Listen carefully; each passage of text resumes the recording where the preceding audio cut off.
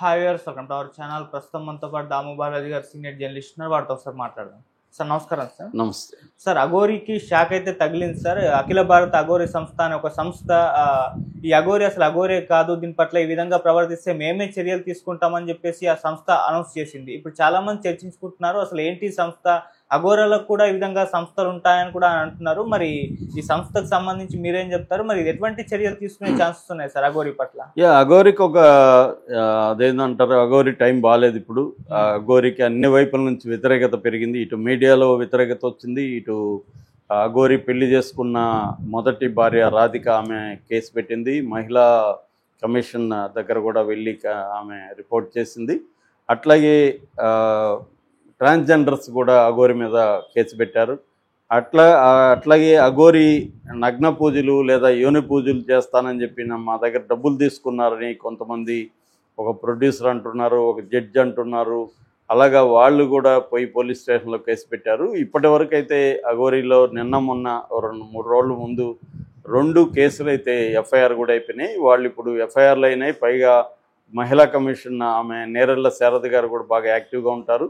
So ఆమె కూడా పోలీసుల్ని దీని మీద విచారణ జరిపి అఘోరిని తీసుకొచ్చి విచారించండి అని చెప్తున్నారు. కాబట్టి వీళ్ళు అఘోరిని పట్టుకురావడానికి ఇప్పుడు అఘోరి వాళ్ళు కేదార్ వెళ్తున్నట్టు వాళ్ళు ప్రకటించారు. కాబట్టి కేదార్నాథ్కి వెళ్ళి అఘోరిని తీసుకురావాలనేది వాళ్ళ ప్లాన్గా చెప్తున్నారు.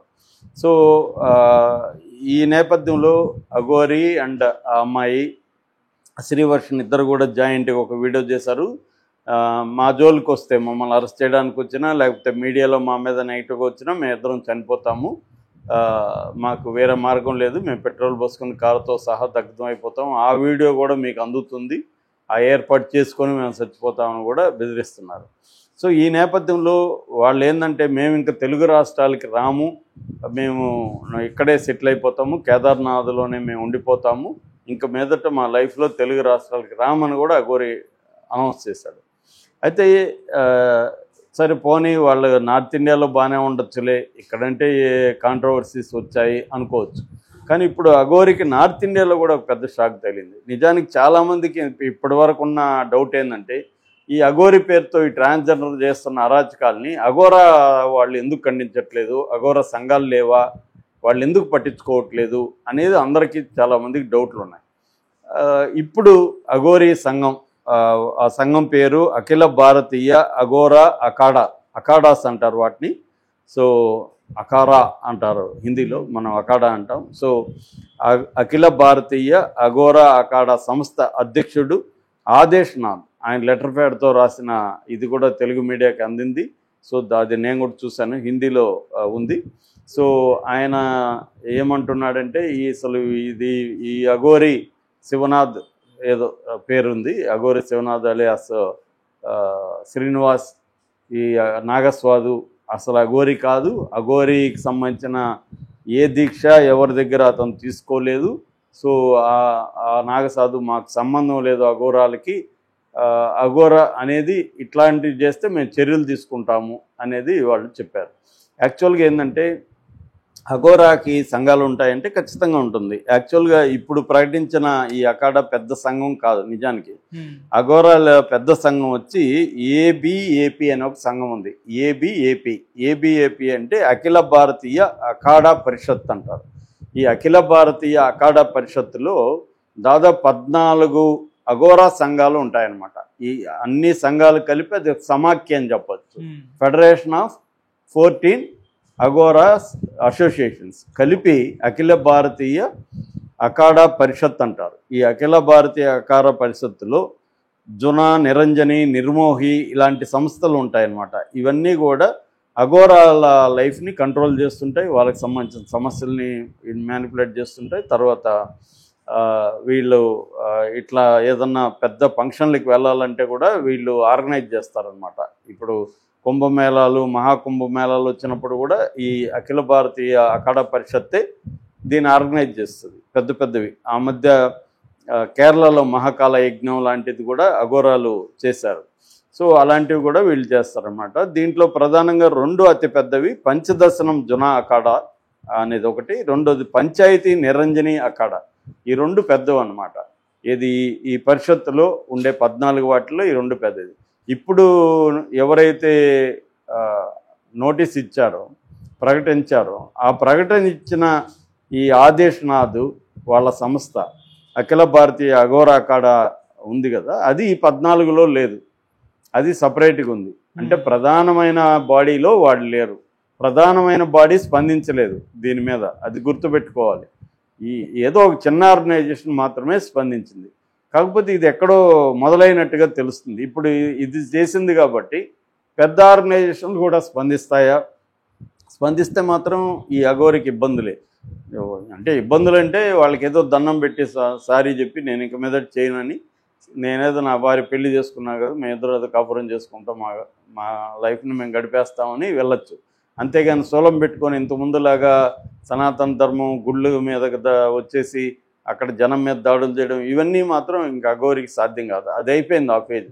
అంటే కొంత టైం ఇచ్చారు, అఘోరి విశృంఖలంగా వెళ్ళిపోయింది. ఒక ఆర్గనైజర్, అతనికి ధైర్యం ఉండొచ్చు, శ్రీనివాస్కి తెలివి ఉండొచ్చు, కానీ ఒక లిమిట్ ఉంటుంది ప్రతిదానికి కూడా. దేనికైనా కొన్ని పరిమితులు ఉంటాయి, చట్టానికి లోబడి ఉండాలి. నేను దేన్ని క్యారీ చేయను అనుకుంటే అది అంత ఈజీగా ఏమి ఉండదు. సమాజంలో కూడా కొన్ని విషయాల్లో వరకే సమాజం కూడా ఆమోదిస్తుంది, కానీ ఎక్కువ చేసే కొద్దీ హిందూ సమాజం ముఖ్యంగా వ్యతిరేకిస్తుంది. ఇదేంది ఇది, దీనివల్ల మనకి నష్టం వస్తుంది, అనవసరంగా బ్యాడ్ నేమ్ వస్తుంది అన్న ఫీలింగ్లకి వెళ్ళిపోయారు. ఇప్పుడు సనాతన ధర్మం ఉన్నప్పుడు సనాతన ధర్మం దీంట్లోనే ఉండాలి. మళ్ళీ ఎందుకు ఇప్పుడు అఘోరికి పెళ్ళిళ్ళు ఎందుకు? పెళ్ళైనా సైలెంట్గా ఎక్కడైనా చేసుకున్నారా? లేదు, ఒక ఇంట్లో ఉండి వాళ్ళ ఇంట్లో వాళ్ళని వ్యతిరేకించి వాళ్ళకి తెలియకుండా తీసుకెళ్ళిపోవడం, ఈ అమ్మాయిని మ్యానిపులేట్ చేయడం, ఇవన్నీ ఖచ్చితంగా అఘోరి పట్ల నెగిటివ్ ఇది వచ్చేస్తుంది. అఘోరి సైలెంట్గా ఎక్కడో పెళ్లి చేసుకున్నా ఇబ్బంది లేదు. ఇప్పుడు ఫస్ట్ పెళ్ళి అంటున్నారు, ఆ పెళ్ళి ఎవరికి తెలీదు, దాన్ని ఎవరు పట్టించుకోలేదు. కానీ ఇప్పుడు ఇది ఒక గోల క్రియేట్ చేసింది. వాళ్ళ పేరెంట్స్ పేదవాళ్ళు, ఆ అమ్మాయి ఇలా వెళ్ళిపోవడం వాళ్ళకి ఎంతో బాధాకరమైన విషయము. కన్విన్స్ చేసి వాళ్ళని ఒప్పించి ఏదైనా చేసి వెళ్ళుండాలి. అది కాకుండా ఇలా తీసుకెళ్ళడం, దీనివల్ల నానా రభస జరగడం, మళ్ళీ మొదటి భార్య ఉందని ఆమె ఒక ఆడియో రిలీజ్ చేయడం, తర్వాత ఎవరి దగ్గర డబ్బులు తీసుకొని పూజల కోసం, ఇవన్నీ కాంట్రవర్షియల్ విషయాలు అయిపోయినాయి. అంటే ఈ లేడీ అఘోరి లేదా అఘోరి శ్రీనివాస్ తన ఒక లగ్జరీ లైఫ్ స్టైల్ కావాలి, పూజలు కావాలి, పెళ్లి చేసుకోవడానికి అమ్మాయిలు కావాలి, ఇవన్నీ కావాలంటే దొరకదంటే అవన్నీ కావాలంటే లీగల్గా ఒక పద్ధతిలో వెళ్ళాలి, కానీ నా ఇష్టం వచ్చినట్టు నేను ఉంటానంటే కుదరదు ఇక్కడ. సో అందువల్ల కొన్ని కావాలంటే కొన్ని కోల్పోక తప్పదు. అన్నీ కావాలనుకున్నప్పుడు అసలు అన్నీ కూడా పోతాయి. అదే జరిగింది ఇప్పుడు అఘోర విషయంలో. అన్నీ కావాలని అత్యాశకి వెళ్ళిపోయేసరికి అన్నీ కూడా పోయే పరిస్థితి ఇప్పుడు క్రియేట్ అయిపోయింది. ఇప్పుడు అఘోరగా ఉండలేదు, ట్రాన్స్జెండర్గా ఉండలేదు. ట్రాన్స్జెండరు ఇక్కడ వ్యతిరేకిస్తున్నారు, అఘోర సంఘాలు వ్యతిరేకిస్తున్నాయి, మీడియా వ్యతిరేకిస్తుంది. మొదటి భార్య కేసు పెట్టింది, ఇంకెవరో డబ్బులు ఇచ్చినారు కేసు పెట్టారు. అన్ని వైపుల నుంచి ఒక్కసారిగా అఘోరికి కష్టాలు చుట్టుముట్టాయి. అందువల్ల ఇప్పుడు మేము చచ్చిపోతామని బెదిరిస్తున్నారు. అది కూడా మళ్ళీ కేసు అవుతుంది, 2 కేసులు అవుతాయి. ఒకటి నేను చచ్చిపోతున్నాం, ఒకటి మేము చచ్చిపోతున్నాం. మేమంటే ఆ అమ్మాయిని కూడా ఇన్ఫ్లుయెన్స్ చేస్తున్నాడు. సో అది కూడా కేసు పెట్టే అవకాశం ఉంది. కాబట్టి అఘోరి మరి అతను తెలివైనోడే అఘోరి శ్రీనివాస్. మరి అతను ఆలోచిస్తాడా దీన్ని ఎలా పరిష్కరించుకోవాలనేది, లేదు బెదిరిద్దామని ఎమోషనల్ బ్లాక్మెయిల్ చేయడం అనేది మొదలు పెడతాడా అనేది చూడాలి. ఎందుకంటే ఇది కొంత పెద్ద విషయమే. ఇది పెద్ద సంఘం కానప్పటికీ ఇది ఒక దగ్గర స్టార్ట్ అయినప్పుడు వీళ్ళు కూడా ఆలోచిస్తారు కదా. నేను ఇందాక చెప్పిన అఖిల భారతీయ అఖాడా పరిషత్ వాళ్ళు కూడా ఆలోచిస్తారు కదా. ఎవరో ఆల్రెడీ వాళ్ళు ఏంటంటే మొన్న కుంభమేళాలోనే వాళ్ళ సంఘంలో చర్చకు వచ్చింది ఒక విషయం ఏంటంటే, ప్రజల్లో మన పట్ల అనేక అపోహలు ఉన్నాయి, దాన్ని తొలగించడానికి రాష్ట్ర కమిటీ, జిల్లాల కమిటీలు పెట్టాలని కూడా వాళ్ళు ప్లాన్ చేసుకున్నారు. ఎందుకంటే ఆల్రెడీ అఘోరాల పట్ల అనేక